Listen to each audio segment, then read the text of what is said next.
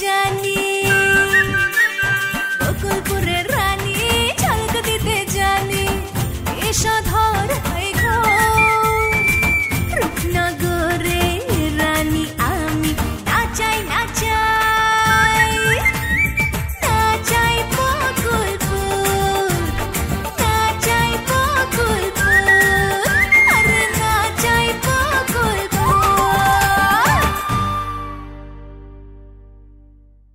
বকুলপুরের জুয়ারি গো ঝরু তালুকদার ধরাই দিছিল।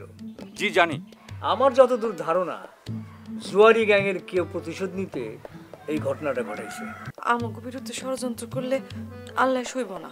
দুই ভাই বোন কারো ঘরেই কোনো সন্তান না না তাবিজ দরকার নেই। কেন দিদি লিবি না কেন? কইলাম তো দরকার নাই আমার। আপনার কাছে ভাইয়ে ভাইয়ে ঝগড়া মিটানের তাবিজ আছে? কি কইতেছো সেগুলা? দাঁড়াও আমারে কথা কইতে দাও।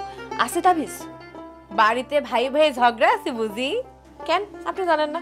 আপনার না বলে উপর থেকে সব জানাই দেয়। জানি তো, জানান তো দিছে। তো তাহলে জিজ্ঞাসা করতেছেন কেন?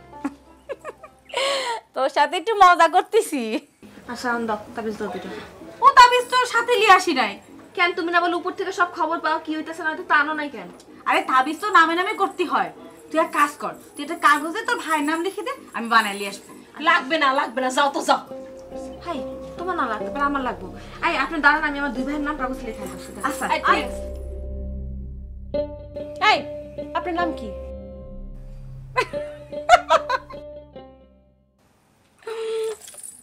ঝুমকা। ঝুমকা? হ্যাঁ। বাড়ি কোথায় তোমার?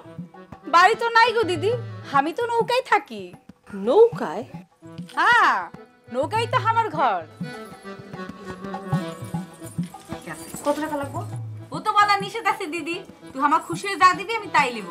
আচ্ছা ঠিক আছে। এই শোন দিদি, তুই লিলে ভালো করতি। কইলাম তো লাগবো না। ঠিক আছে আমি তাহলে যাই। হ্যাঁ সিঙ্গা লাগা সিঙ্গা লাগা।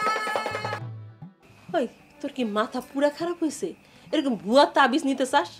একটা মহিলা আমগো ঘরে এসে আমগো ঘরের সব কথা কই দিতেছে। কেমনে কইতাছে? এটা বিশ্বাস করার লেগে জানার লেগে আমি কইলাম দেখি একবার কি হয় না হয়। এই তাবিজ টাবিজে কিচ্ছু হইব না। মাঝখান দিয়ে তোর কাছ থেকে এই সেমরি কতগুলো পয়সা খসাইবো। খসাক কয় টাকার খসাইবো? একটা তাবিজের লেগে তোর লাখ টাকা খসাইবো না। খসাক। তারপর যদি দুই ভাই ভাই মিল হইতো তাহলে একটু শান্তি পাইতাম। আপনি কি নিশ্চিত বকুলপুরের জুয়ারিদের কেউ অথবা দলেশ্বরের মজিদ গুন্ডা ঝরু তালুকদারকে খুন করেছে? আমি জাস্ট সম্ভাবনার কথা বলছি। আপনার কেন মনে হচ্ছে উগান্ডা ঝরু তালুকদারকে খুন করে নাই? উগান্ডাকে আমি খুব ভালো করেছি, ও খুন করার ছেলে না। তাছাড়া আপনাদের থানায় উগান্ডার নামে খুনের কোনো রেকর্ড নাই। সবচেয়ে বড় কথা হলো যে যেদিন খুন হয় সেদিন তো ও বকুলপুর ছিল, ও খুনের ঘটনাস্থলে ছিল না। চেয়ারম্যান সাহেব, ওর বিরুদ্ধে কিন্তু অবৈধ অস্ত্র রাখার অভিযোগ রয়েছে। কিন্তু আপনারা যেদিন ওরে অ্যারেস্ট করেন সেদিন কিন্তু ওর কাছে আপনারা কোনো অস্ত্র পান নাই। হয়তো সে লুকিয়ে রেখেছে। পান নাই যখন, তখন এই সমস্ত কথাবার্তা বলাটা অবান্তর না। নো মিস্টার চেয়ারম্যান, খুন করার আগে উগান্ডা ঝরু তালুকদারকে কয়েকবার পিস্তল দেখিয়েছে এবং তাকে খুন করার হুমকিও দিয়েছে। এটা বাদীর বক্তব্য মাত্র, আর মামলা সাজানোর জন্য বাদী তো অনেক রকমের কথাই বলতে পারে। তার মানে আপনি বলতে চাচ্ছেন উগান্ডা কোনো অবৈধ অস্ত্র রাখে না? কথাটা তো আপনি বলছেন, প্রমাণ করার দায়িত্ব আপনার। সবচেয়ে বড় কথা কি জানেন, উগান্ডারে আপনারা অ্যারেস্ট করছেন ঝরু তালুকদারের হত্যা মামলায়, সুতরাং ইনভেস্টিগেশনটা তার উপরই হওয়া উচিত। ভুলে যাবেন না চেয়ারম্যান সাহেব, খুনটা কিন্তু পিস্তলের গুলিতে হয়েছে। ব্যালিস্টিক রিপোর্টে কি বলে? ওটা এখনো হাতে পাইনি, কিন্তু আমি আপনারা গ্যারান্টি দিয়ে বলতে পারি এই খুন উগান্ডা করে না। বাকিটা আপনার ব্যাপার, আপনি এই মামলার আইও ইনভেস্টিগেশন করে যদি আপনি ওর বিরুদ্ধে কোনো প্রমাণ পান তাহলে আমি আপনার কথা দিতেছি আমি কোনো প্রভাব খাটাবো না। চেয়ারম্যান সাহেব, প্রভাব খাটিয়ে কোনো সুবিধা করতে পারবেন না।